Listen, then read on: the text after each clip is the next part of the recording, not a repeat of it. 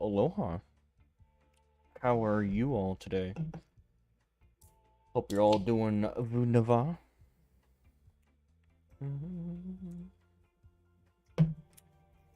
Uh,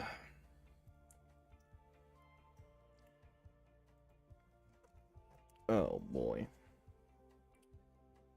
As you see, got some promo cringe to get through, and I didn't want to do it alone, so here I am, streaming.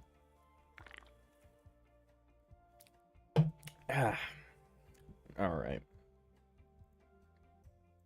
I'm gonna have to turn the music down a little bit. This is gonna be very difficult for me to understand what they're saying. I'll wait a little bit, though. I want to take... Well, I don't want to take my time, but I want to not suffer through this too long. You're now the smartest potato in the movie industry. Oh, yeah. Yeah, I was able to predict the fuck out of this movie. I don't support the collective, damn. Now I gotta stay up until 4. Well, you know, shit happens, I guess. Like Indiana Jones 5, shit happens. Well,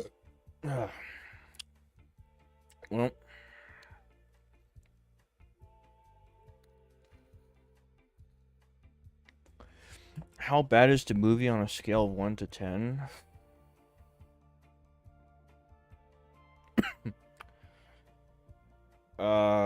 Fuck, I don't know, man. I don't know. I'm not good with number scales. I'd say it's definitely worse than Kingdom of the Crystal Skull, though. I would definitely say that for sure. I don't know. Maybe like a low 4, maybe a 3. If I wanted to mod Daisy, damn.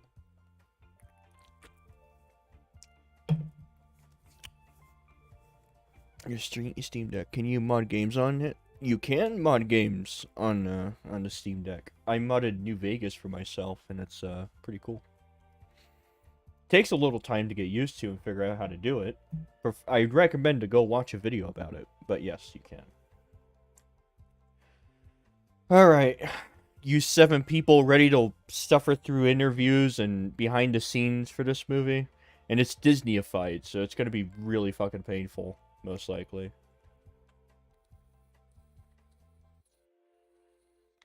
Taking another hit before I do this. Alright.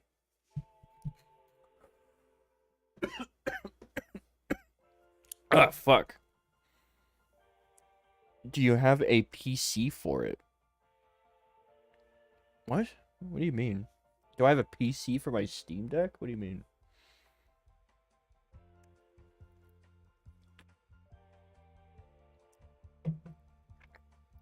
Yep, here we go. Alright. Oh, boy. And now, he's old. And it shows. And I think that's fantastic, to have an older person in an action movie. My first question is for James. That opening sequence, the AI technology that was implemented. Wait, did you just say it's a good thing to have an older person in an action movie? No. Fantastic. To have an older person in an action movie. My first... Oh, God. No. Okay. Well, that's the first thing I'm going to cut. And I think that's fantastic, to have an older person in an action movie. No, it just makes it sad, Harrison. It's just sad. You read it wrong? Do I have a PC for it? I don't got a PC just... Oh, so you only have a Steam Deck. Okay. My first question is for James. That opening sequence, the AI technology that was implemented, completely blew me away. Can you... Oh, she's blowing smoke up his ass. Can you talk about As a director, what it was like working. Do you need to have a PC to mod games on the Steam Deck, or can you just use a Steam Deck to mod? You can use solely the Steam Deck to mod, yes. With this form of If you had another PC, though, it would make the experience a lot easier, but you can do it on the Steam Deck. AI and what your opinion is on that technology and We and never its used the word benefits. AI, not once, Oh, God. ever in all the working on the movie. That is completely a kind of hot button post production thing. It was visual effect technology, but I don't know what computer brains were involved in the doing of it all. But maybe it makes it saucier or more exciting to talk about it that way. It was the goal for me was to I'll give this movie one thing of credit. The beginning, the first like 15 minutes of this movie with like young Harrison Ford, it was okay. You know, the de-aging was okay. It was fine. to give the audience a taste of the Indiana Jones movies we remember as best we could make it, and then to come off that kind of whirlwind and land in 1969 and find Indy in his current situation. So we wanted, I think, in a way, to create as much promise, to show that we know the Indy movies you miss, and then at the same time go, but we're going to make it a slightly different one, although this character is going to claw his way back to that energy by the end of the picture. He didn't claw his way to the energy of... You know what happened at the end of Indiana Jones 5? He gets shot and wants to die. He just wants to die in Roman times. Just be left there for dead. And this bitch comes along, knocks him in the fucking face, and he's back in his time zone. He's like, why didn't you just fucking leave me there to die, you bitch? Even though he got shot in the heart, legit, you see the bullet go to his heart, but somehow he survived that. I don't... Whatever. Harrison, for you, starting... When is the movie even coming out? It came out today. I actually went to the theaters and watched it today. And it was fucking terrible. 5.5 out of 10? Dude, 5.5 is too high for this movie. From the 80s when we had... Maybe I'm just really biased. Maybe that's my problem right now. But even if I try to remove my bias for this film, the writing is still really fucking shit. had the first film to now having this technology implemented, how has it been for you to see that difference and to see how far Indiana Jones, the film, has come just from a technological visual effects?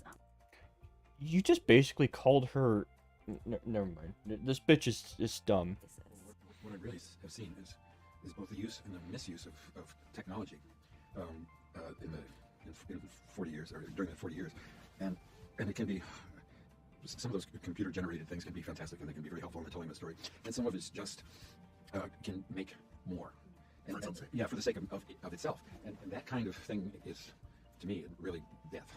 Because story is everything, character is everything. Kinetics, not so much. You know, you can create those kinetics either real or in the computer. I might actually take this. This is actually a pretty good clip.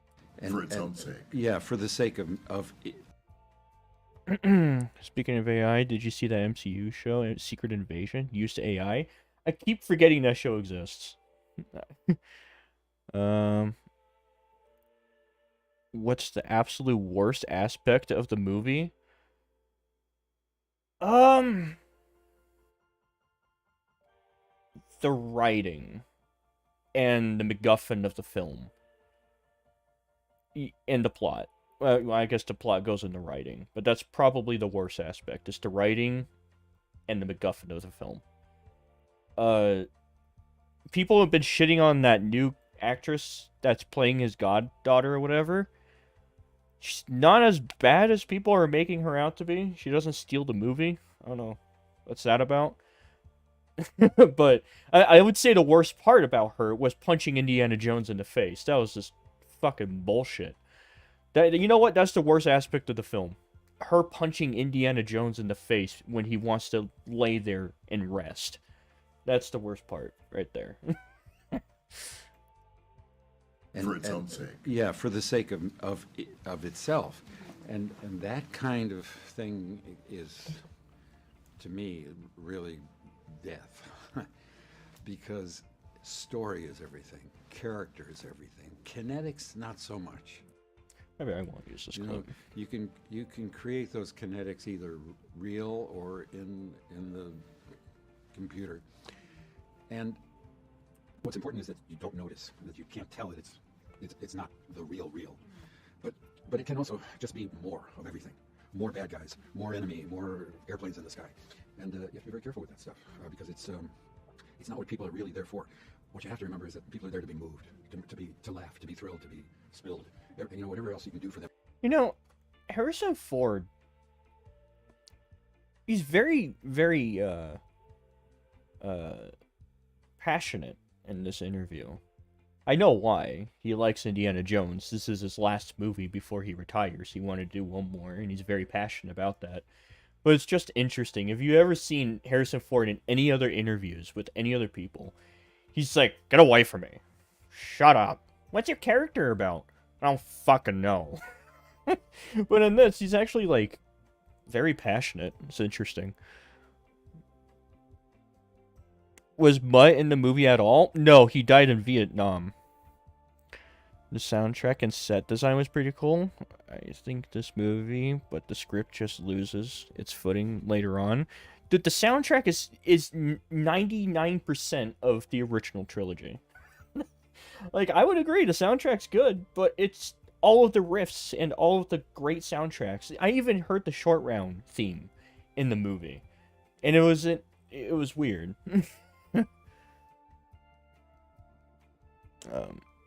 If anyone of you in chat have a Steam Deck, how long does it take y'all to mod a game? I've been wanting to mod RDR2 and DayZ. I can't help you on that. I don't mod Rockstar games. I don't know how the fuck to do that shit, because it's weird and dumb. Was there 4 writers for this? I have no fucking clue who's the writers. I should probably do some research. You know what? Let's do some research. Let's look here. Indiana Jones Dial of Destiny writers.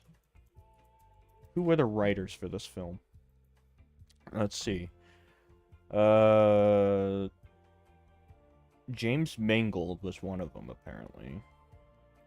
And IMDb, tell me. Ah, there we go. Jez Butterworth. Okay. John Henry Butterworth. Okay.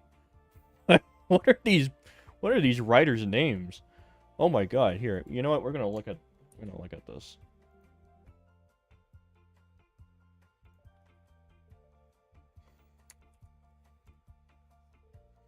We're gonna look at this together.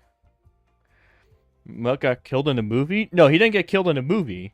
He just, yeah, like, Indiana Jones has a line about it where he went to Vietnam and died. So, what happened to Short Round? No fucking clue. Never shown up in the film, which I guess is a good thing, honestly. Okay, we're gonna look at these people's filmography because I'm curious now. James Mangold, I already know about his filmography. But Jez Butterworth, alright. Edge of Tomorrow, oh god. Fair Game, never heard of it. Black Mass, oh, ooh, oof. Ford v Ferrari, ooh. People like Ford v Ferrari. I'm gonna be the one fucker that says that movie was not that great. Yeah, Mutt died, yeah. He doesn't show up in the film, because obviously they don't want fucking Shia LaBeouf in the film. Let's see, this guy basically has the same filmography besides 9 Perfect Strangers. Okay. David... Oh, no, not this guy. Oh, he wrote Crystal Skull. I'm pretty sure he wrote Crystal Skull. I remember that name. Yeah, he did write Crystal Skull. I thought so. Yeah, that seems about right. Mission Impossible, Jurassic Park, yeah. Well, there you go. That's the writers for you.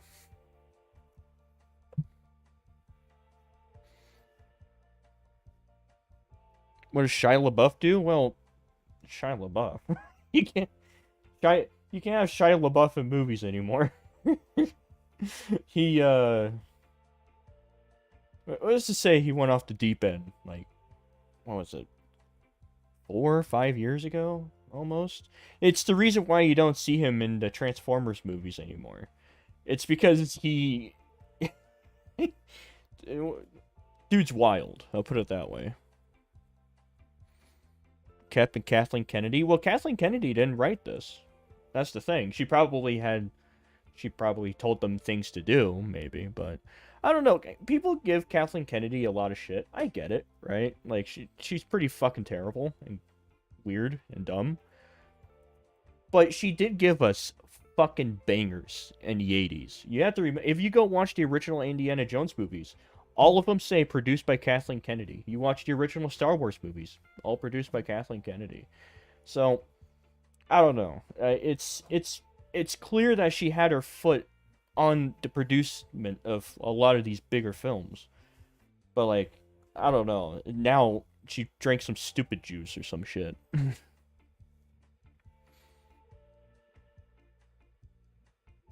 Give me a brief recap of what he did. Mangold is a good director if you allow him to... Oh, wait. If you allow him ultimate... Oh, ultimate free. I'm fucking stupid.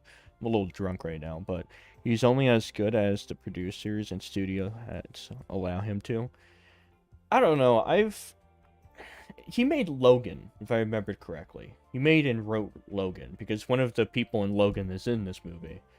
And, like, I don't know. Logan, I think I rewatched that movie just for this fact of, like, you know, seeing his filmography again. I don't know. Logan's fine, but I think it's a little too over the on the nose on certain things. Ever watched Star Wars Clone Wars? Nope. Emotionally is what it's really about. And it definitely took me on an emotional roller coaster when watching it, and it was amazing just the way that you break up the action sequences with the more sentimental moments throughout the film. And I wanted to ask you as well, you talked about how you wondered during the third and the fourth film, like, oh, I wonder where Indiana Jones is going to end up. I wonder what's going to happen to him. Having had that script in your hand that kind of answered those what ifs, do you feel that it answered where you hoped that he would end up in the future? Yes, I was ambitious to include this part of his life, as well as the earlier films that we did, which focus on him when he was young, vibrant, vigorous. And now he's old. And it shows. And I think that's fantastic to have an older person in an action movie, to see him try to be the same person that he used to be, but he's not. And there are other people picking up the slack and filling in the voids. And some of it feels good, and some of it feels, hey, come on, you know, get in there. Yeah, but and we talk about this. This is a character who is physical. He's a physical character. So when he can't do the things he used to do, he's got to fall back on other resources that he does have. And I think it's an interesting place to see that character. I was actually intrigued by that, of seeing how there were moments where you see him kind of have the regrets of how either his past actions or his current actions have influenced or impacted the people around him. And James, I wanted to ask you, when working with the writing team, when putting this together, why was it important to showcase he's lived this life, he's a complex character, and now we're seeing some of the regrets and some of the things that he's also proud of in it? He was not a complex character. Bitch, stop blowing smoke up your ass. In 310, Yuma are good? Oh. I forgot the director of Rogue One is making a movie. Is he? Yeah, that movie comes out in September. The only movies I'll probably see in theaters, Mission Impossible and Dune Part 2. Funny enough, I haven't been to a movie theater in, like, I don't know, 7, 8, 9 years. Mostly because I didn't bother going to them, because if I could just find the movie online for free, fuck it, I'm gonna do that instead. But this movie was different. This was the first time I went to a theater in 5, 9 years or something. And honestly, the movie theater experience is fucking miserable. I don't know why. I would rather watch the movie through someone's camera jacket hole than sit down next to two people I don't fucking know doing things that irritate me. So, give me a brief recap of what he said. I don't feel like researching. I don't know how to explain it, and I'm not probably the best to talk about that, because I'm not entirely sure what he did. But I know he did something, like, really fucked up. Yeah, you can wait a month to get a good copy, yeah. Movie theaters are a lot of fun for me. I don't know, the only entertainment I got, when I was watching a movie, I had two people that were sitting next to me that I never fucking knew. Got one guy on the right, right? This guy on the right was just, like, eating crunch stuff, right? So in my right ear was getting very great noises of just crunch and crunch, crunch. I wanted to fucking die and, like, take away his snacks. That's how irritated I was getting on that. And then, on my left, I had this two couple. They were actually kind of entertaining to listen to. They reminded me of, like, modern American movie audiences. It was really funny. Because the whole time they were talking about the movie, They're like, oh, look, it's Shaman or Shala or whatever the fuck his name is from Indiana Jones 1. It's like, look who it is. Oh, that's not him. Oh, yeah, it is. I bet you it is him. They would laugh at every joke in the movie. They would say, oh, this is a great experience. When Indiana Jones got punched in the face at the climax of the film, when he was shot asking to be left there to die, and when he got punched, everyone laughed in the theater. I was so confused when that happened. It's like, what? Why are we laughing at Indiana Jones getting punched right in the face after getting shot in the heart? What? What is this? This ain't even shot like a... What? It was so bizarre. Drugs, like a lot of things, and also destroyed his career with 365 days and from 824. There you go. Wait, 365 days? Really? He destroyed his career for that movie? That's interesting. Later years.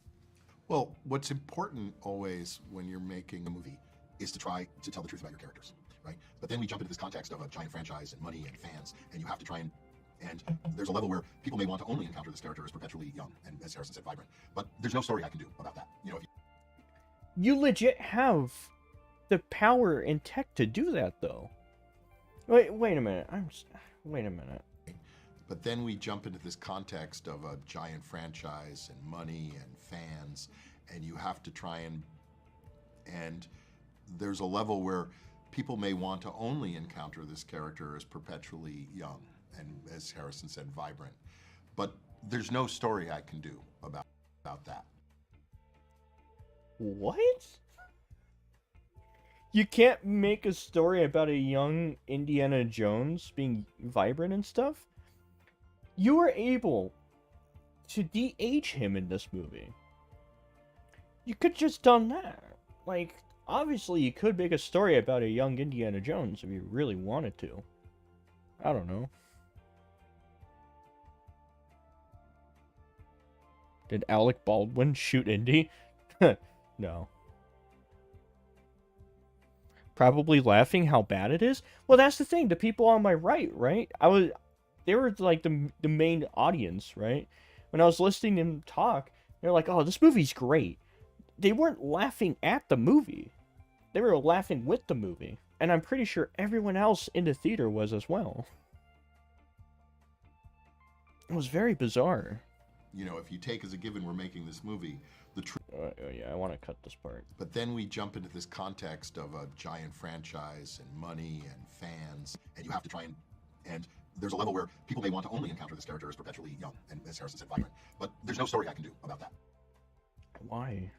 You know, if you take as a given we're making this movie, the truthful story I can tell in collaboration with this actor is about what we can explore together. And what we can explore is what's it like to be this guy older. That doesn't mean he's not funny. That doesn't mean he doesn't have adventures. That doesn't mean there can't be dynamic action in the movie. But it means that the movie's existing in some honest place when me and Harrison go to set every day. That we're not making a movie where a guy's trying to pretend he's 30 years younger. And that instead we're making a movie where we're taking a hero we know really well, who's been well exploited in his youth in movies, and exploring him through the prism of age. And also, by the way, it's not only about Indy growing older, it's about the world changing around him. The world that existed in the 30s and 40s, a kind of black and white, golden age, Nazis are bad, allies are good. Oh yeah, that is something that was really kind of annoying me throughout the film. For some reason, I'm not sure why, but for some reason, Indiana Jones reminds me of like those old people that would call anything a Nazi the second they see it. He does that throughout the film. Like, they're actually Nazis. That's the funny part. Well, I guess that's not really funny. It's just weird, but like, they're actual Nazis, and he's acting like a crazy Nazi, like, oh, they're a Nazi person. It's really bizarre. Had a sequel, but, well, I don't know, Shy is in it, but yeah. Oh, it's all murkier now. It's not just that Indy's changed. The world itself has become grayer. The enemy of my enemy is my friend. The real politics, nuclear power, moon travel. No one's looking backward. This was the context of what we had to lay a story out in, and that was really interesting to me. Me too. Me too. Mike Fleming, co-editor of Deadline, and we are here today to talk about Indiana Jones and the Dial of Destiny. I've got my three wonderful panels here. I'm going to jump right in when I do that. So this is Defeating the Mets. Tell me what the original Raiders of the Lost Ark 1981 movie meant to you, starting with that rolling boulder scene and all that followed. I just watched it recently, and I found it holds up very well. Give us a sense as to maybe what you remember about where you were in your life, how that movie hit you. Each of you. Well, I was born when it came out. That's the first time you saw it. I didn't know it's like a conscious, that's my because I was 75, so Oh my god, they are speaking really fast. Holy shit. when it came out. But Maybe the first time you saw it. yeah, well, I grew up with it, so I can't actually remember the first time because I watched it so many times growing up with my family and at Christmas. I've seen it so many times, but it still feels, and watching it again recently, it still brings as much joy. I just remember it being so much fun and the spectacle of it, the daring adventures and the comedy, and there being something so glorious about a reluctant hero. And sorry. I'll give you $10K if you skip to videos. Bitch, I ain't watching videos today. It's a promo cringe stream. I'm going through all the promotional cringe for this movie so I can make I don't know, an hour long, maybe 2 hours video about this movie and how fucking terrible it is. So yeah. Image from being old and remembering things from the past. It's a trope with movies with refuting casts. Yeah, true. And this idea that, you know, there's a hero, and Harrison hates it, we call him a hero, but he can fall over and get hurt and attacked by snakes, and there's just something irreverent and beautiful about it, and I remember it vividly. Yeah, I was 15 and I watched it on a VHS player with my brother. I was alive at that time. So we rented 5 films and we started out with Raiders, and then we didn't watch the other films. We just watched that again and again and again. And as you said, that beginning I've never seen anything beat that as an opening in any film. We were just blown away. And what has it meant to us, the world, I think, to my generation, for people in this business, it has been a direct reason for a lot of my colleagues and friends to pick this up. And for audiences around the world, it's been a family journey. You know, my kids watched it, my parents watched it, and now I've got a grandkid and she's going to watch it. You know, I think it meant a lot to us, my generation. Well, I remember Harrison has been in a lot of those movies. I think I remember once asking Ridley Scott about the first time he saw Star Wars, and he said he went in and he watched it with a guy who was going to produce the movie. Okay. Man, you don't bring up Star Wars around Harrison Ford. Come on. Was going to make it came out of the movie. He said I was getting more and more pissed off watching this because George had gotten there first. I came out. I said to this guy in the lobby, "I can't make your movie. I got to do something in space." And he scoured, and that's how we ended up doing Alien. So it's very interesting. The influence, Harrison, that your films have had on people. My question for you is, you mentioned before that you mentioned Tom Selleck, and he was mentioned possibly for Indiana Jones. How did you get that role? And do you remember how you felt when you read it? And did you see all of this? Did you see it all in the script way back when? How I got the job. Tom Selleck had the job, but he also incurred an obligation to do a television series, and he was unable to get out of that contract. I became the second choice, and I'm very grateful for Tom. And let me thank you, Tom, man. If you're listening, thank you. What? Why are we talking about a TV show? Aren't we supposed to be talking about it? What the fuck? Comes tomorrow. I'm very excited. I'm going to sleep. Alright. I forgot, Potato. Have you watched Evil Dead Rise? I have, sadly. So I was given. I got a call from George Lucas. He said, "I'm going to send a script up to your house." I went, "Really? Okay. I want you to read it right away." Okay. I want you to read it in an hour. Okay, I'll read it in an hour. And I sat down and read it in an hour, and then he said, "I want you to go over to Steven Spielberg's house and talk to him." Went over to Steven Spielberg's house. Never met Steven Spielberg before, and I guess about an hour later, I had the job. And then the next part of your question, I believe, was, where did you find the character? How did you find the character? What was there? Well, there was a guy in the middle of the jungle with a whip and a leather jacket.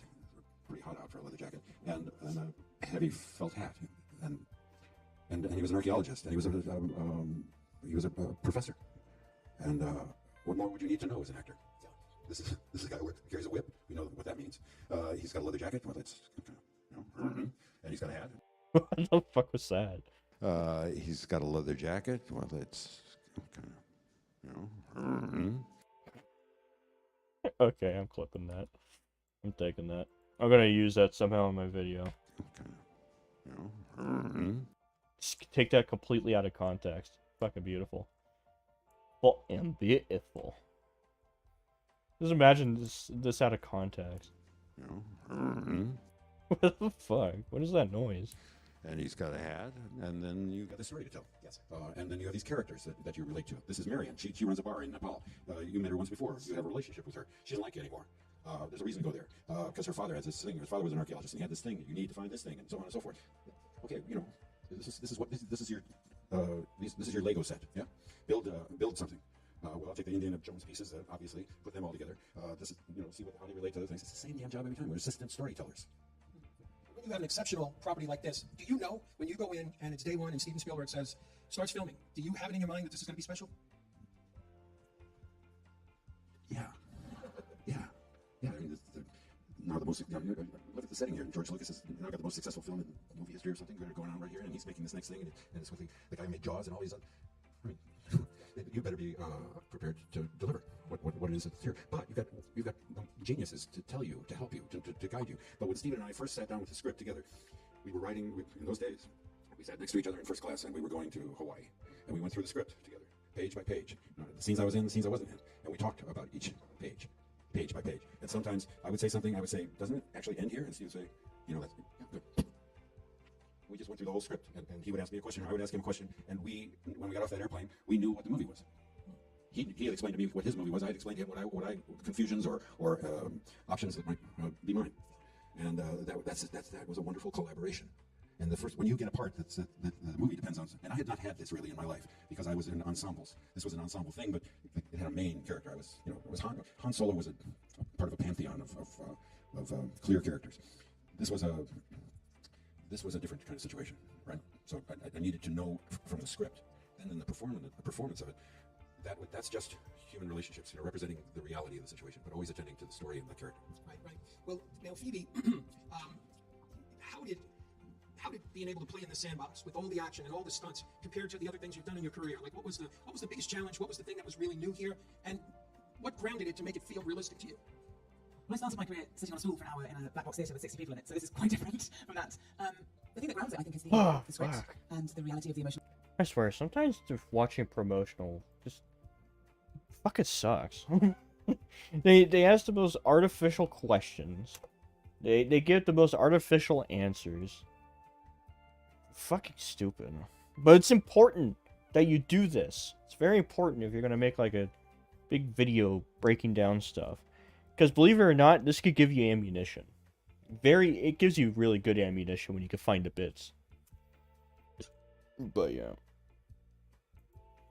Isn't it fucking just sometimes. Relationships. I think that's the thing that you can always reach for, and however huge and spectacular and challenging the action is, which was so much fun to play in that sandpit and to be able to throw yourself around physically. It's a very different kind of acting. It's a very honest kind of acting because it hurts, and you at the end of the day with real bruises, it's also very grounding. But I think really when you have a script like this and a story like this and characters that you can really dig into, then all the rest of the noise of how huge this is kind of quietens, and you just. I don't know why, but the 69 behind her is distracting me. I'm not even really paying attention to what she's saying because it's not that important. But that 69 is distracting me, and I don't know why. Play the truth of the story, and luckily we had a really wonderful story to play. Yes. Now, Mads, for you, so you get the script, and you go, okay, what am I going to give? I'm Indiana Jones. I love this movie forever. What am I going to get to do? Oh, great, I'm a Nazi, to be reviled and eventually somehow thwarted. What made you say yes? What about your character, or just the whole world that you just said, I'm doing it? Money. Let me phrase it differently. I can't imagine anything that would make me say no.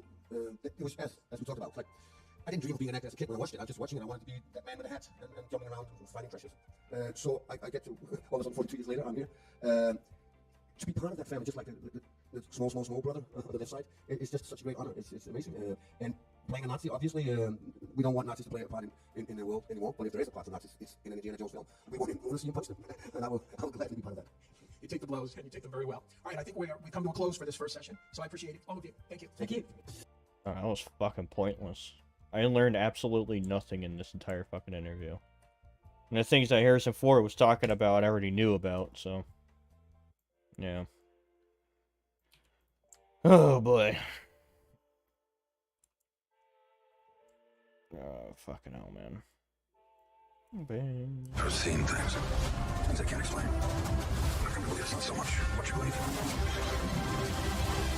It's how hard you believe it. Hello, everybody. I am Fandango correspondent Nikki Novak, and I am so excited to be talking about this incredible film on this the day that the tickets have just gone on sale, and I'm talking about Indiana Jones and the Dial of Destiny in theaters on June 30th. So pleased to be talking to you both. Thank you so much for the time. So let's dig in. Pardon the pun.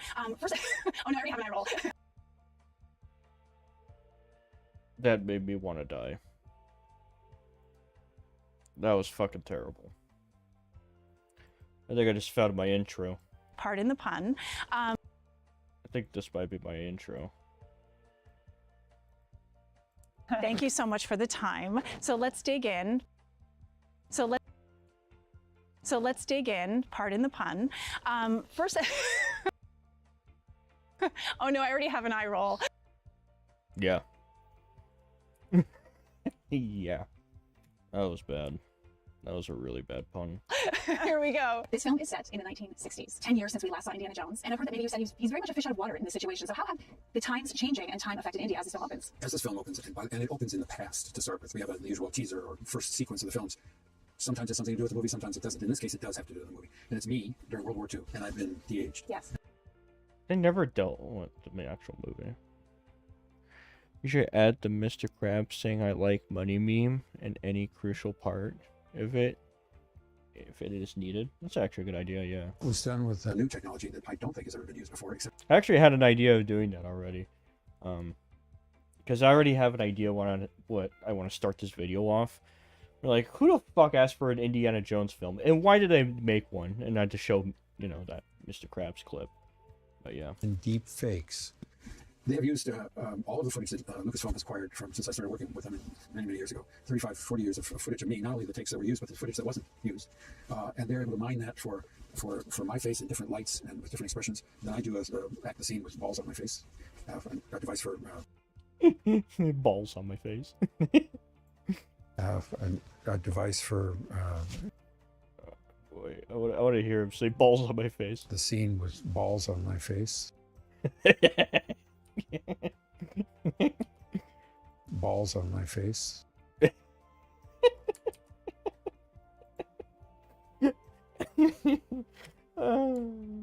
It's the little things that bring me joy in life. It's the little things I treasure in life. Now I'm kind of curious about something.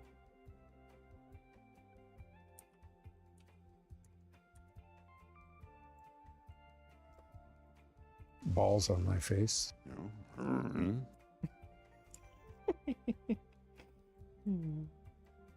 My face. Money and Disney paid for the IP, so they have to get something out of it. Do they though? Like, I don't know, man. It's Indiana Jones. I don't think... Like, I don't know why they would make one, though. Let's be honest, Indiana Jones isn't a very profitable IP. Let's be... like, it really isn't. Balls on my face. That's beautiful. Use the balls on my face line as the outro. That's a good idea, yeah. This almost sounds like a Tim Allen. Doesn't it? Listen to it. Oh, shit.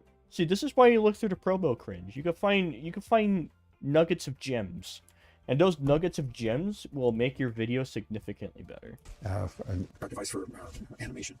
But in this case, they're able to go through all of this stock footage that they have of me and pick out those moments when I was that age, 35 years old or so. And my lips are coming from the performance with the balls on my face.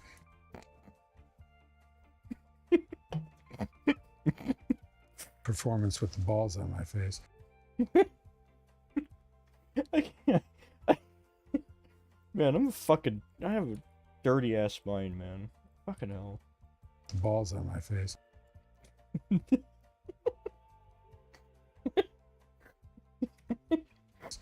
But the rest of my face is my actual face from 35 years ago. So it's not like a kind of what they call a Photoshop kind of thing. It's really my face. So it's... National Treasure is not a profitable IP either, but Disney milked it. They see that's where you're wrong. National Treasure could work again. You could bring back National Treasure. There's one thing that Disney fucked up though. They don't have the Cage. That's the problem. Because think about it. Nicolas Cage is somehow popping off right now. The man is getting famous again. I don't know how the fuck he pulled it off, but he did. Right? I've always loved Nick Cage. Just them rebooting National Treasure, and the one thing everyone was asking, is Nick Cage in it? And when they said no, that's when everyone was like, okay, yeah, the movie's gonna suck. Because it's Nick Cage. Right? It's Nick fucking Cage. That's how you do it. People would be excited for that if Nick Cage was in it. I'm telling you right now. It's spooky. the first time this has ever really happened, in a sense. And I think, you know, fans of Indiana Jones, customers, know that that's really quintessential indie, is when you have that opening sequence. So for people who are excited to see this film, how big a thrill ride is that opening sequence going to be? I think it's great. I mean, I think our script altogether is fantastic. That opening is, of course, action-packed. And then the cut from that to present day, the day that men landed on the moon, is a great transition. And we get to see Indiana Jones at my age, on his last day of being a professor at Hunter College. He's retiring from that, and he's not in the best shape of his life when he meets Phoebe. I want to talk a little bit first about your entry point in the franchise. I know that there was a dinner, there was an offer, there was a little bit of wine ordered, and then there was a script. How fantastic was the wine and how fantastic was the script? I don't remember anything. Did you see The Flash? Yes, I did. After Kathy asking me about it, and then why I couldn't believe how quickly I read that script. Scripts are hard to read anyway, even if they're good, because it's just the focus element is always just a little bit hard. And that I sat down with that script and it felt like 5 minutes had gone by, and I was just, it's breathless. It's so exciting, and that opening sequence, I was laughing out loud and gasping. Even just reading the script, I felt so in the world already, and it was just I could not wait to get started. And I came the first day on set. I actually came and I saw you shooting that stuff when you're in the 1944 sequence. Yeah, I'm not sure how to give away, but you're in a compromising situation. So I saw you shoot all that stuff, and then having seen the film, see the de-aging thing, it's so impressive technologically, but it's also really impressive that you were actually still the person doing all that crazy stuff. Another quintessential thing about Indy is not only his adventure, but who he goes on the adventure with. From Ke Huy Quan to the late great Sean Connery, my favorite actor of all time. The partnership and camaraderie is so important. So when they meet each other, I know there's a godfather-goddaughter situation. How do they feel about each other? Like, how does she see him and how does he see her? Is he kind of like the, you know, oh, that's just my great, you know. Burn through every IP they own. I don't think anything can be done now. I hope the rumors that Disney will sell Lucasfilm are true. That would be hilarious. That will be fucking funny. Not gonna lie. They had Lucasfilm for what? When did Force Awakens come out? Because that's when I would say that the true point of Disney Lucasfilm started. What was that, 2014? They had the IP for almost 9 years, burned it all to the ground, and now they're going to sell it. That's fucking hilarious. If they do sell it, I hope they sell it on Craigslist for like $300. That'd be fucking hilarious. Your sex doll brought me here? My sex doll? What are you talking about? My sex doll? Would you make a new would I make a new Indiana film? I'd give it a shot. Why not? Oh, hey, look, it's Deadly in the chat. Oh, hello. I didn't even notice you until now. Can you tell me the whole plot of this movie in 1 minute?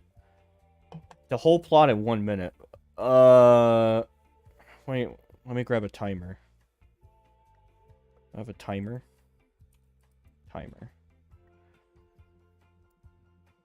No. Stopwatch, I'm sorry. Okay. Tell you the whole plot in 1 minute. Okay. Here we go.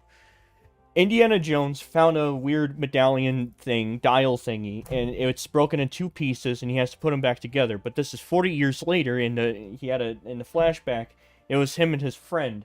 But now they're in the future. But now, the Nazis are coming after it in 1969 because the main villain wants to go back into World War II and kill Hitler, so that's why he can rule and win World War II. So then, they're on their little adventure, but it turns out the time dial doesn't actually take you to the time that you want. Instead, it takes you to 2,000 years ago during a Roman fight.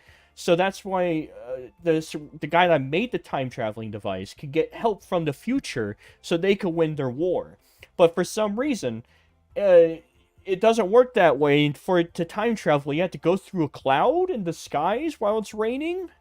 And Indiana Jones gets shot. He's divorced, and yeah, stop. I did it in 59 seconds.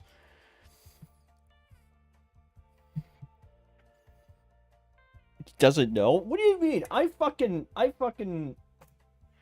set the plot. I told you the whole story right now. Fuck off, alright? I just told you the whole plot, alright? I did pretty good on that. He doesn't. Or are you saying I don't know about something else? What the fuck is a sex... What do you mean sex doll? I don't have a sex doll. I know blow-up dolls. I don't own any, though.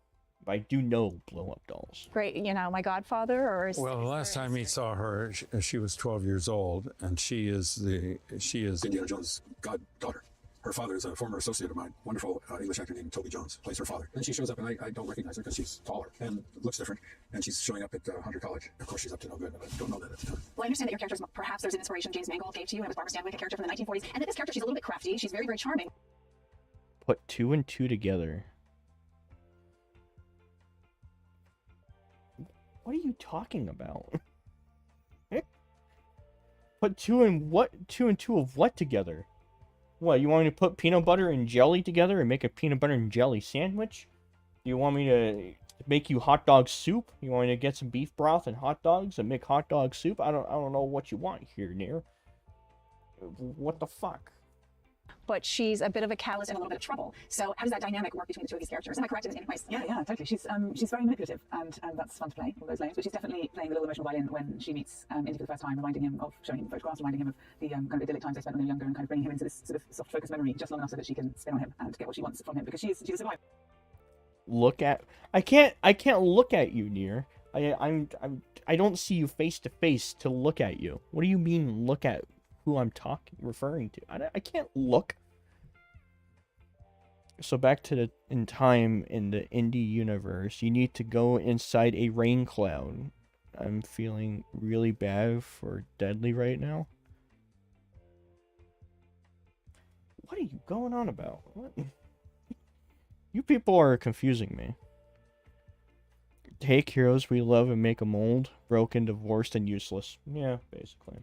And she's smart, and she seems to be one of those people who has been kind of trading on luck most of her life. And at the beginning of the film, you discover that she's getting a little squeaky. It feels like her luck is running out, so she's had to pull the stops out. And one of the stops she has to pull out in order to... I hate you. I actually hail you. Or no, that's hate. You're so dumb. You tell me to look at you, and I can't look at you. How am I supposed to look at you, Near? Okay? The fuck? I can see your writing. So you want me to look at your writing, which I am. But that's not telling me what you mean. Herself from this terrible situation she's got herself into is to hit up her old godfather and try and manipulate something out of his possession. So she is very much the catalyst in this situation. I haven't seen the film, obviously. I've seen a trailer where you have a line where you say those days have come and gone in terms of your adventure. It seems like maybe he's been a little bit heavy on the academia, a little light on the adventure in the past 10 years. Is that correct? Yeah, I think he has been teaching for however many years. He's a bit dispirited with teaching. His students are not keen on archaeology necessarily.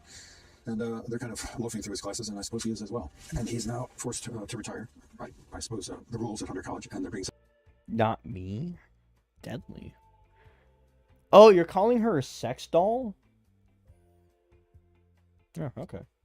else in to be the head of the archaeology department. And he has no real future in mind for himself. Wow. Very unlike we've seen before. This must add a layer for you that you found delicious. I thought it would be really interesting to see him at the end of his career, older, not necessarily wiser, but still capable of a last hurrah. So the adventure finds him, he doesn't find the adventure, so to speak. Yeah. For you as an actor, we're talking about maybe playing different layers than you've played before. As Indy, he finds himself in a new situation with the quintessential stuff that we love to see from Indy, the facial expressions, the physicality, that type of thing. Can you talk about revisiting that character and any joy that you found in that? Well, yeah, I mean, there's great joy in playing the character. I'm familiar with the character. I've enjoyed playing the character. I've had great writing to support the character's behavior and the sense of who he is. But now we're taking him into the twilight of his life and his career. We're seeing him not so strong, not so brave, not so attentive, but about to go on a grand adventure with a very fascinating set of compatriots and adversaries. Speaking of adventure, your first time playing an action film, was it like a fish out of water or a fish to water in that sense? Very much both. Very much a fish in out of the water all the time. I feel I was so excited to be a fish in that water. And she killed it. Why was this funnier than any of the interviews you showed? I don't know. You're a cabbage at this point. What's wrong with cabbages? What do you have against cabbages? You're gonna be like Aang from Avatar and just run over the cabbage guy's cart and make him go my cabbages? Like, it's kind of mean.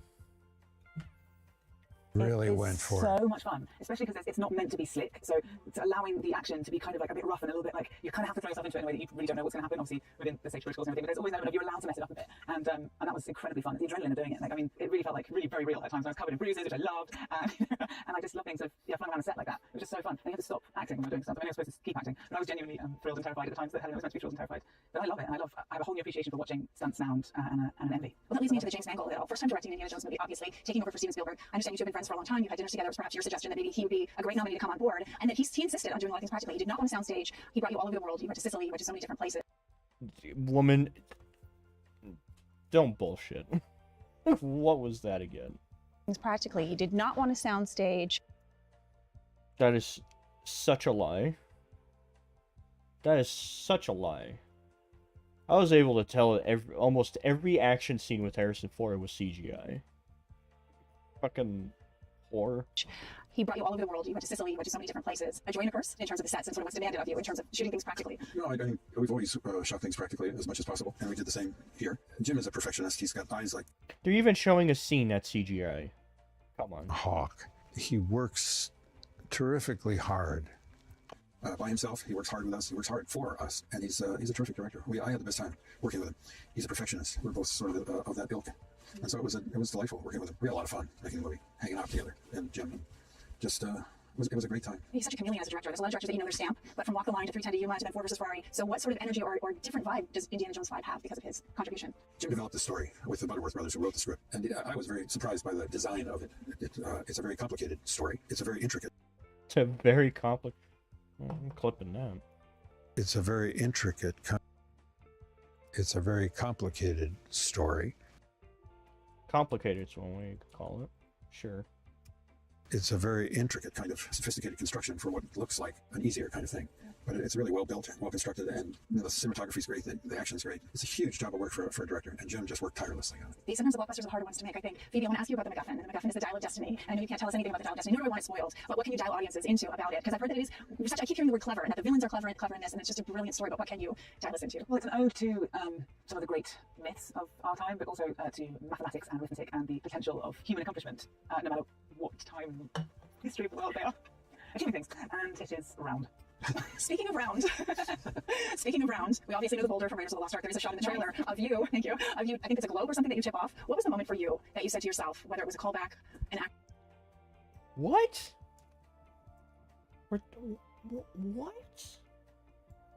What was the moment for you that you said to yourself, whether it was a callback, an action, where you said to yourself, I am really in an Indiana Jones movie? What the fuck is these questions, man? Oh, fuck, this is painful. Why do all these people never ask, like, actual fucking questions? That's my question. Like, ask them real goddamn questions that actually matter. Oh, when you pushed this boulder in a new film, it reminded me of the boulder chasing you in Raiders. Say, when it happened to you, was it a callback? What? You dumb bitch.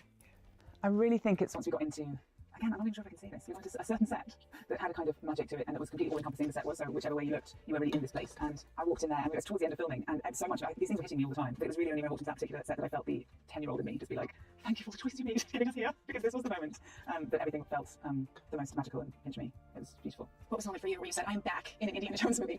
Well, I mean, all it takes is to put on the leather jacket, the hat, hang a whip from my belt, and look in the mirror. Oh, Indiana Jones. It came easy, I heard. It came easy. Well, it wasn't hard, and it was fun. Does he channel you at this point, or do you channel him, do you feel like? I channel the ideas, not the character, the ideas that the character is meant to give expression to. So I'm looking for that cement between the character and the story, and I want to make sure that I make every moment with that character help the story, because that alloy between character and story, when it is seamless, it provides the greatest amount of support for both the character and the story. Forgive me if this is a cheesy question. It feels like an Indiana Jones movie.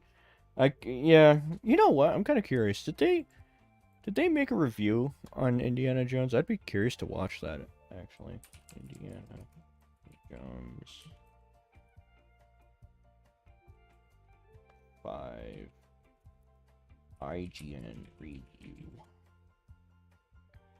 Ooh, they did make a review on a month ago. Oh, okay. You guys want to watch a review of IGN for a bit?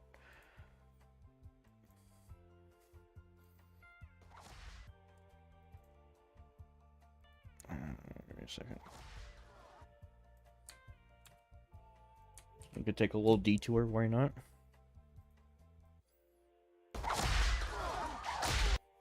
Yeah, why not? Let's watch a fucking 6-minute IGN review. Fuck it.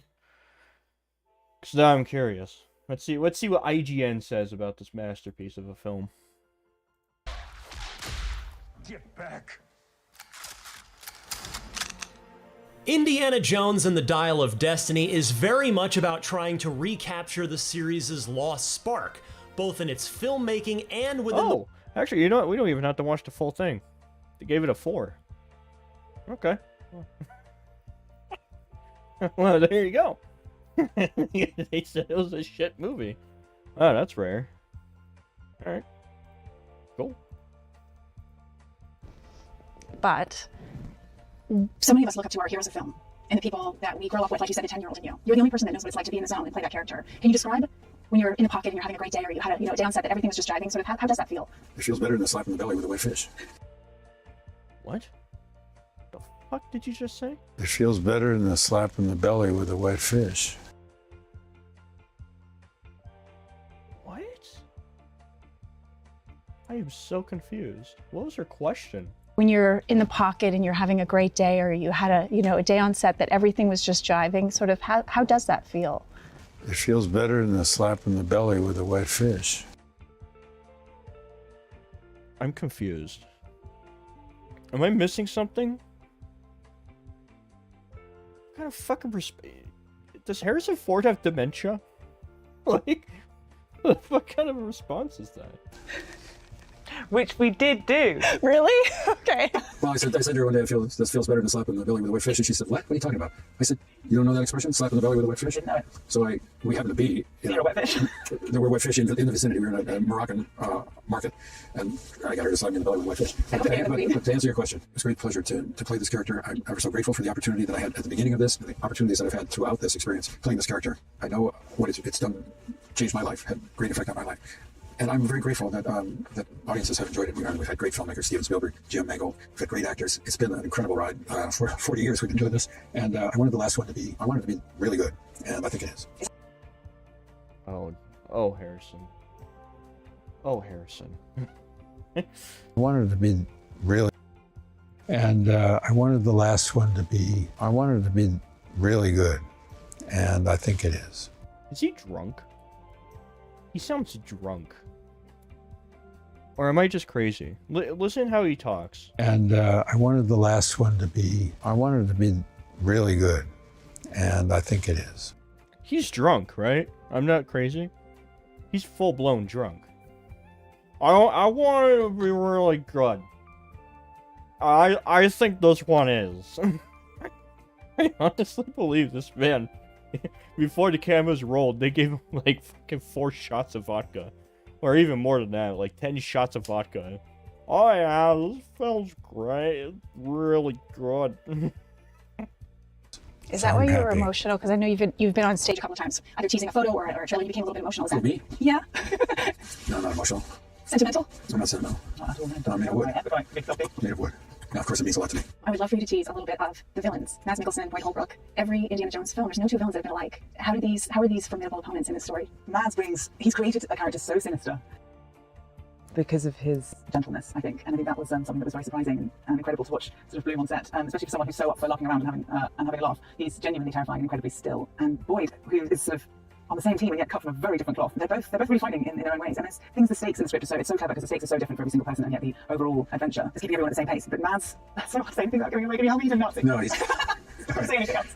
He's extraordinary and really frightening, and I think there's a lot of joy to be taken from an excellent villain played beautifully, excellently, and he is that. Speaking of frightening, every Indiana Jones film, there's a snake, there's a bug, there's something terrifying. Were you initiated in any way? I don't want to know what it is, but was there an initiation of creepiness? There's a creepy crawly moment. Okay, another fish. The creepy crawly moment was 3 seconds long. It was barely even in the movie. No, that was just fun. And also, that scene didn't actually make sense. Yeah, because when the creepy crawly scene happened, Indiana Jones was scared of the bugs. And so was she at the same time. They were both scared of the bugs. And I just kind of questioned that. I was like, what? Indiana Jones doesn't get scared by bugs. It's been proven in all 3 of the movies. Maybe even the 4th one a little bit. But like, he's never been scared of bugs or insects. But in this film, he's just fucking terrified of them. I don't know why. There's a creepy crawly moment. Yeah, and there's some screaming, there's some running. Running, jumping, and falling down. And then you nailed it, right? I feel it's like, even from reading it and having watched it, I feel it delivers on every single thing you could possibly hope from an Indiana Jones movie, as well as being its own story. I bet they didn't use real bugs. Actually, they didn't. I could tell. And It would have been great if they used real bugs, but, you know, whatever. And it doesn't repeat anything it's done before, but it has the same DNA, the same heart, the same feeling, and that is one of the great joys of it, because it's its own thing, but there are moments that your just heart will explode from how beautifully Jim's sort of carved it. If I told a 10-year-old Phoebe her destiny was to be in a... Yeah, I mean, I think at 10 I probably would have believed it. Something like it's in the head and you reach like a teenager, that won't happen. But at 10 I'd be like, yeah, sounds about right, be an adventure, yeah, in Indiana Jones movie. And then it gets real and you think that'll never happen. And then magically it gets real again. And if I told you in 1981, Raiders of the Lost Ark, your destiny was to be playing this character in 2023. I would have been happy with that. Yeah. Pretty incredible. Wow. I heard emotional, the word emotional used. This is going to kick people in the ass. Quoting you. Yeah, well, you know, I think one of the things that's really fun for an audience is to get a little emotional exercise, not just the running, jumping, and falling down, but some of the moments of humanity that are actually quite. Thank you both so much. Thank you all for listening. I hope this got you extra excited to... No, that did not get me extra excited. It was actually fucking shit. That's what that was. Oh, fucking hell, how much more? Oh, this is gonna fucking kill me. This is gonna fucking kill me. Alright. Here we go. You guys have become fast friends when you're on an Indian adventure together, right? So you're parachuting together, you're sliding down a water slide.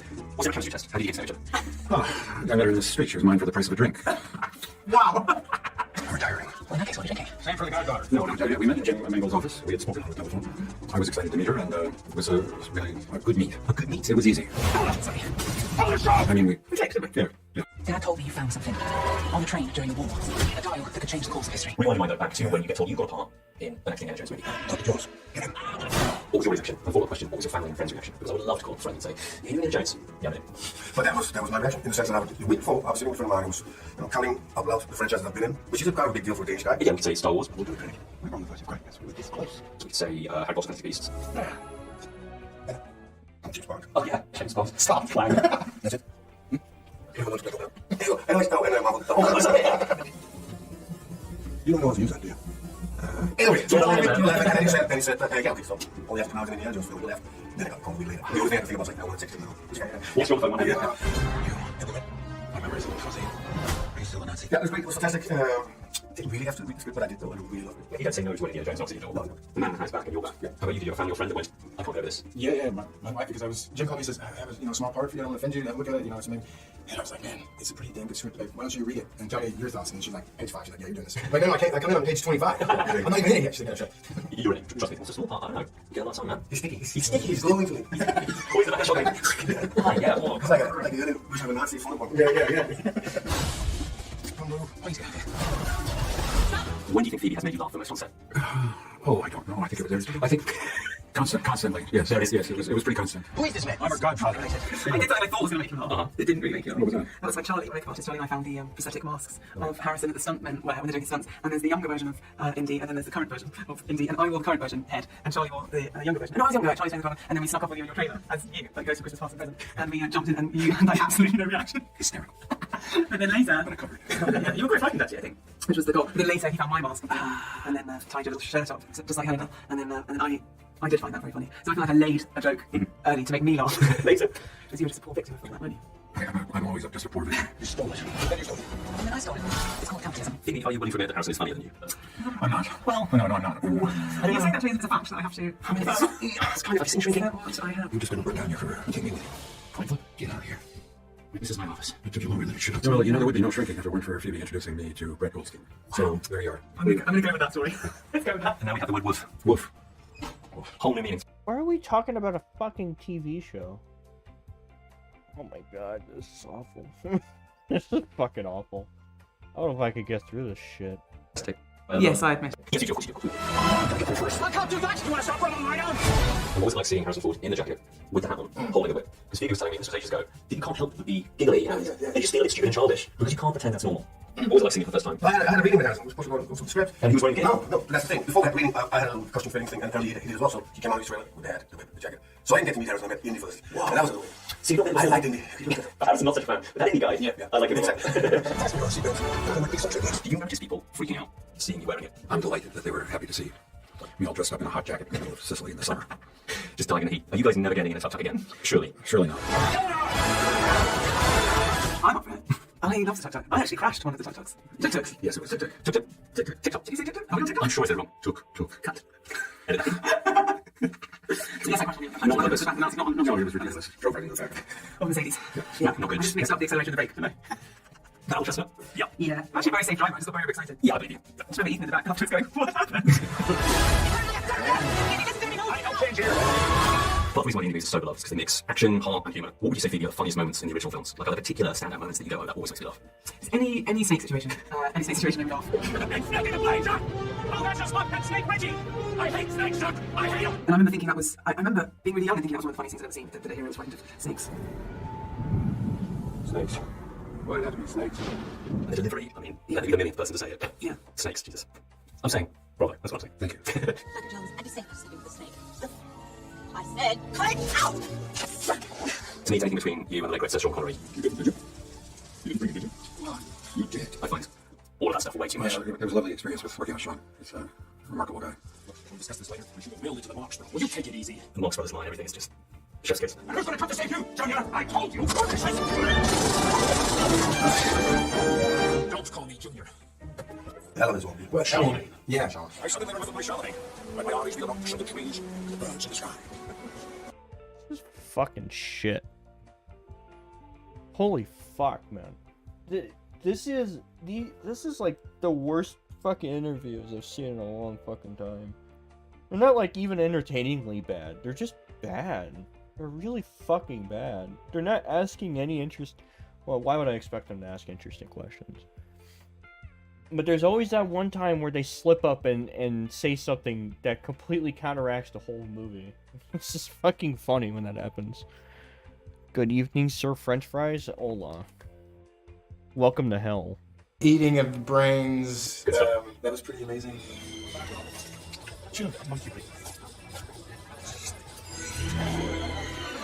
Play this fight with the guy with the big sword. And then you play with that in this movie, where he doesn't wear shirt off and it's... Get back. That part's so fucking stupid. This is a really good question for you, Harrison, but I'm going to ask you. Why do you think indie movies have been so successful, so beloved, and mean so much to so many people? Because of the talents of screenwriters and directors and actors that have poured their hearts and souls into it. And the experience that I had making these 5 films. You mentioned Sean, but the films are peopled with some of the most amazing actors and characters, and the stories are so compelling, and they mix adventure and humor and heart. But I think the thing that I most admire about them is the depth of and subtlety of the emotion and the importance of emotion in these films. As this last one concerns age and frailty and changing nature of life, it was especially compelling to me because I am of that age, and I wanted it to feel real for the audience. I wanted them to see the complexity of that experience with someone they spent 40 years with. Can I just say, on behalf of all the fans, thank you. It's been such an adventure. We love you so much. Each interview we finish, the closer we are to done. Oh my god. I think I need more alcohol for this. I'll be back.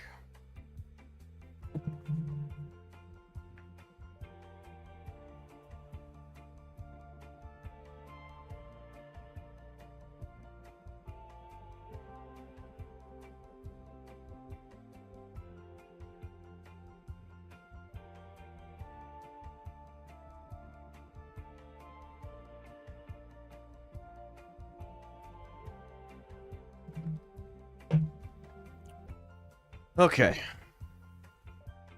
Fucking hell, man. Okay. Somehow...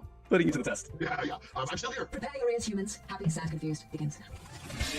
Today on Happy, Sad, Confused, I'm Josh Horowitz, and I'm welcoming one of my favorite filmmakers to the podcast, a man who has never shied away from the challenge. $10, he's not his favorite director of all time. A cash biopic that's easy. Kill Wolverine and earn the respect of the critics, fans, and the Academy? No problem. How about stepping into the shoes of the most celebrated filmmaker ever to bid adieu to maybe the most iconic adventure in all of cinematic history? James Mangold is the man for the job, and today his job is also to be on my podcast, finally. James, good to see you, man. We did it. You're there. It's good to see you, man. Somehow you've eluded the podcast for a while, but I'm excited to have you, and I'm doubly excited. I've been eluding it. I've been unaware of my eluding it. I lived in England and around the world for the last year and a half, making this huge undertaking, so it's all good. I've been giving you trouble. No, all is forgiven. We get a chance to just talk about Indiana Jones for about 45 minutes. That's not a tough day at the office. All right, so let's just dig right into it. 45 minutes? Oh no. Okay. Alright, everyone. Alright, get comfortable. We're gonna be watching a 45-minute long interview with the director. So get fucking comfortable for this, I suppose. I gotta watch it. I mean, you find golden nuggets in this stuff, you know, it's important. So this task at hand is a monumental challenge, to say the least. What's it take to officially say yes? After you weigh all the options, to say, I'm going to dive in. Is it a little insanity, a little hubris, a little bit of like, wait, if I say no to this, I'm going to regret it the rest of my life? Put me in your head a little bit. Well, when I first got contacted by Harrison and Steven and Kathy, and this idea was first floated to me, I was, of course, intrigued, but also freaked out because it seemed like, you know, pinch hitting for Babe Ruth seems like a no-win proposition on some levels, and but it was the power of the company I was in that did more to get me to jump aboard than anything else. What I mean by that is just that almost all the people involved with these films are heroes of mine. And with the exception of Harrison, I really didn't know any of them very well until this process began. And there was such warmth and such a sense of support and such an absence of political intrigue or some kind of corporate burden. It just felt like everyone wanted to make a really good movie. And it seemed like there would be a tremendous amount of freedom to do that. So the idea of getting to work intimately with lifelong cinematic heroes, with a canvas like Indiana Jones, with an actor like Harrison, who was already a friend of mine and someone who I got to know pretty well, it seemed like I could see on a very personal level a reason to do it, just to have this experience of working with all these legends. I mean, including John Williams writing the score, which I hoped he would, you know, at that point 90, now 91. The barrier that had to be crossed is when I saw the script that they had, I realized why the thing hadn't gelled yet, which is there's nothing innately wrong with it, but it didn't seem to be about anything, which is not necessarily out of the ordinary for movies these days. Right. But for me, I just didn't know why I'd be making it other than the company and the IP and that the studio wanted another Indiana Jones movie. I didn't understand why it needed to exist. And yeah, and you need that to get through the tough days. See, that's why I watched this shit. The company and the IP and that the studio wanted another Indiana Jones movie. I didn't understand why it needed to exist. See, this is why I watch this shit. I find golden nuggets like this. The director himself legit just said, I don't know why this movie has to exist. And I'm taking that. The company and the IP and that the studio wanted another Indiana Jones movie. I didn't understand why it needed to exist.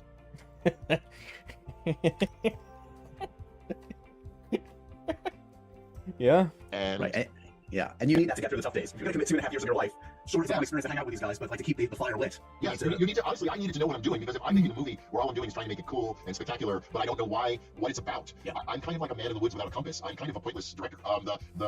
So what occurred to me very strongly was a kind of dose of a bracing dose of honesty that I just tried to see if I unloaded this on everybody, whether they'd all just run for the hills or stay with me. And what that was just that the strong feeling that this needed to be a movie about getting old, and that this is my star is pushing 80 at that point, pushing now firmly in the grasp of it. And there's no way around that. You can't make one of those pictures with a guy pretending he's 45, but and it's late 60s. There's no way. There's no fudgy room. He's an old guy, and that doesn't mean you make the movie about my back aches. It means you make the movie about someone in the final chapter of their lives who is reckoning with all that's happened and what is left and to happen. And to me, the second I could envision that, the second it became a more honest film, which I feel these films have always been really at their core entertainments, but they always were about something. And so what I presented them was this idea that the movie would be about time, and that therefore, because I'm kind of, as you know me, I'm kind of a brainiac academic about movies, and every Indiana Jones movie, the relic isn't just a relic, but the relic embodies a kind of question or mysticism or magic that relates to the theme of the whole picture, and that a movie about fatherhood ends up.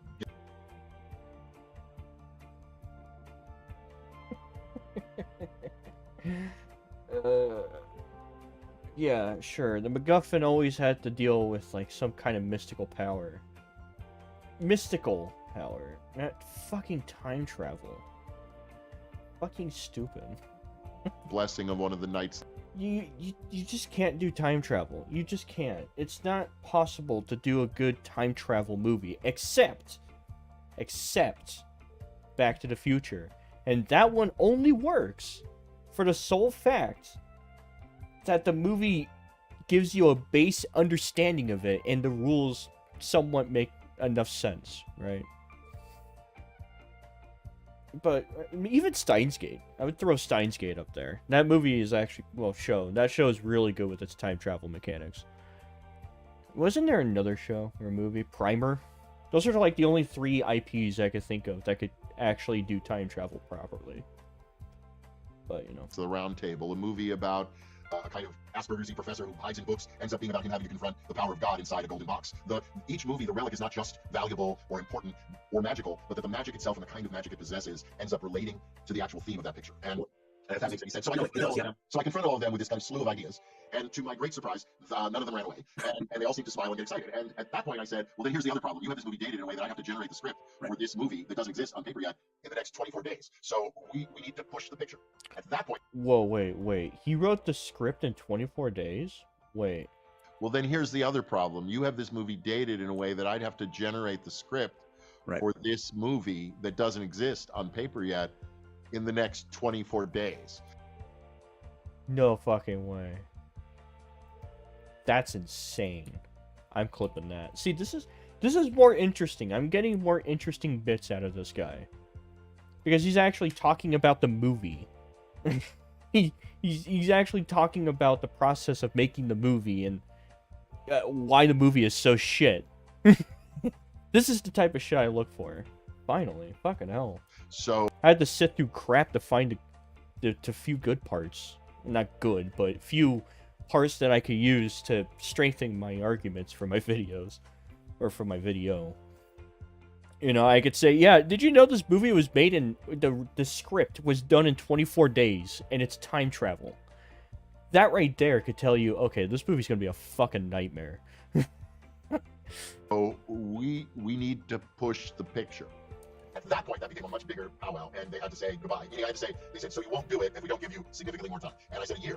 And I said, that is the deal. And they went away, and I didn't hear from them for a few weeks. And then they came back and said, okay, they might have gone out to every other director in town. Maybe they just grabbed it on themselves, or maybe they just had to go upstairs to Bob Iger and Alan Horn and Alan Bergman and go, can we push the picture? And are you okay with that? And whatever. Oh, okay, well, alright, so they pushed the picture by a year so he could write a script. Okay. Had to happen when they came back and said, we'll do it. Was also fortuitous because the Bob Dylan movie, the movie I was making about Bob Dylan in the early 60s, was also falling apart due to COVID. That was the moment of the pandemic landing on us. And it did seem to me that if they could agree, and that probably helped them push the picture as well, because we were all facing a mystery of what movie production was going to be. Although we ended up shooting the movie at the height of the pandemic anyway. But which try that on. Go step into Steven Spielberg's directing chair and direct an Indiana Jones movie around one more layer during a global pandemic. Somehow putting to the test. Yeah. I'm still here. You're still here, and you made it great. And by the way, you'll get just this in the course of this conversation. The movie is fantastic. I haven't said it already. It is emotionally resonant. It's the first Indiana Jones movie that has made me weep. It is a soaring adventure, and it works. And I have a grin on my face for it. Sorry, what? And you'll get the gist of this in the course of this conversation. The movie is fantastic. I haven't said it already. It is emotionally resonant. It is the first Indiana Jones movie that has made me weep. It is a soaring adventure, and it works. And I had a grin on my face for 2 hours and 20 minutes. So congratulations. Thank you. That was the point. Fucking kiss ass. Holy shit. What a fucking kiss ass. 2 hours and 20 minutes. So congratulations. Thank you. That was the point. The point was really to there's a minefield of expectations that people have about beloved characters and worlds, and you're never going to please everybody. Yep. And you kind of have to have enough armor. I don't even think I have developed it enough to kind of deal with the people who somehow get outraged even before they've seen your movie. But the reality is that to me, it was making, it's a difficult thing to describe, making a film that was emotionally honest, but at the same time not losing track that it is a screwball action picture. Phoebe would tell you about this. I often brought up with her, the Preston Sturges film, The Lady Eve, Bruce Stanley in that film in particular, where I was thinking, and we were writing her character, and it's kind of this beautiful, charming rogue who has a heart of gold, although she's a completely nefarious and selfish character, at least when you meet her in the beginning of the picture. And that, for me, that quality, not just of The Lady Eve in terms of Phoebe's character, but in terms of wit, action, double crosses, turns, heart. When you get down to it, the Indiana Jones films, yes, they're action movies, but at their heart, they're also just love letters to Golden Age cinema. 1,000%. One thing I think that look, when you were announced, I was so heartened because, again, there's a very short list of filmmakers I wish were this way. And I think one of the reasons you were great for this, if I can analyze this for a second, is because we've had this conversation about franchise filmmaking and about, you're not one to, it speaks volumes what you were saying before. I'm not going to just get a release date just because I have to. You're not interested in selling lunchboxes, you're interested in selling a story or telling a story. And one thing I think you really achieve in this, we talked a lot about fan service in years. And I want to hear from you, was that a balance? Was that something look, you want to make something in the vein, you want it to feel like an Indiana Jones movie, but you could have layered a lot more in. You could have had Mads be it's Belloc's son. You could have had, every... It gets silly at a certain point. And the term fan service is makes it sound so dirty. I am a fan of Indiana Jones films. I have no problem jumping into the world. I mean, I feel the same way about Star Wars movies, and I certainly felt that way when I made Logan. You can make a different movie, but also love what's come before. You can make a different movie and also bring back elements that have existed before. It's part of, even, my favorite Indiana Jones film is Raiders of the Lost Ark, okay? So, and I have other favorites, but that's number one. And not only, but also because it's number one, and it's where the world started.